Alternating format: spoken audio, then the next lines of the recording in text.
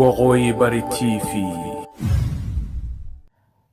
xubnahan isugu jira siyaasiyiin aqoon-yahano iyo odayaal kana soo jeeda gobolada Sool, Sanaag iyo Cayn ayaa ka hor yimi wadahadallada Soomaaliya iyo Somaliland dhawaan ku dhaxmaray magaalada Jabuuti.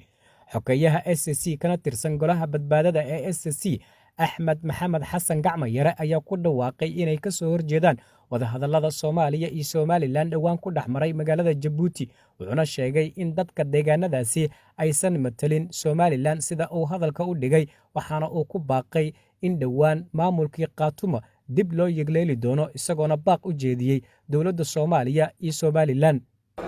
dadka reer SSC oo midnimada Soomaaliyeed dhibaato badan u gaadhay waxay xuquuq aasaasiya ku leeyihiin dastuurka dowladda federaalka ee Soomaaliya inay ka qayb qaataan nidaamka federaalka ah xaqna ay u leeyihiin iyagu inay deegaankooda talo u samaystaan.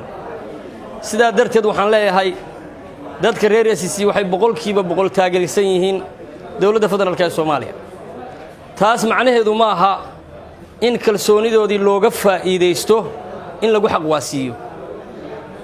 dadka reer SSC waxay walaac badan ka qabaan shirkii Jabuuti oo ceeb taariikhi ay ku ahayd meel aayahooda lagaga talinayay in madaxda qaranku ay u bareedho inay ka maqnaadaan.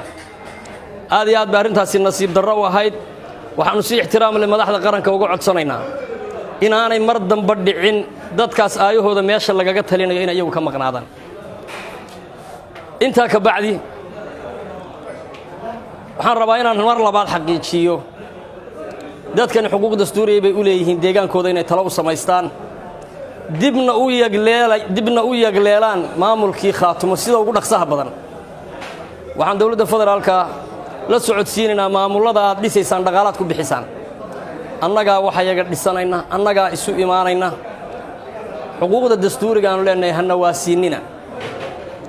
maamulka Somaliland waxaan ugu baaqayaa 13 sannadood oo aad deegaanadaas joogteen, duulaan joogto ah ku wadeen, barakicin ku wadeen, wax kalsooni ah iyo walaalnimo iyo wanaagi kama kordhin.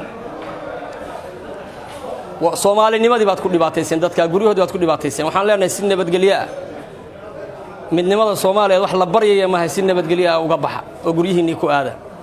Cabdisamed Keese oo ah aqoon-yahan ayaa dhankiisa taageeray hadalka xogeyaha SSC. waxaan taageerayaa baaqa ama fariinta uu diray xogeyaha joogtada ee badbaadada Qaatumo Axmed Maxamed Xasan Axmed Gacmo Yare. inta uu yiri warku ku dhan yahay kaliya waxaan ku dari lahaa oo baaqa u diri lahaa dowladda federaalka. waxaan leeyahay madaxweynaha Maxamed Cabdullaahi Farmaajo hogaamiyo dadku jecel baa SSC jooga, dad midnimada jecel baa jooga, dad dowladnimada jecel baa jooga. waxay ku taraysaa oo kuugu badinaysaa oo qaranka Soomaaliyeed ugu badinaysaa dadka in laga shaqaysiiyo lana gaarsiiyo dowladnimada. Somalilandna dadaalka iyo juhdiga iyo wadahadalada ku soo dhawaan maysay way ku gaagaxaysaa oo way ku fogaanaysaa. sidoo kale Puntland iyaduna way ku libdhaysaa oo way ku fogaanaysaa. mar walbana dowladda federaalka laga garheeli doono haddaan laga shaqaysiin SSC.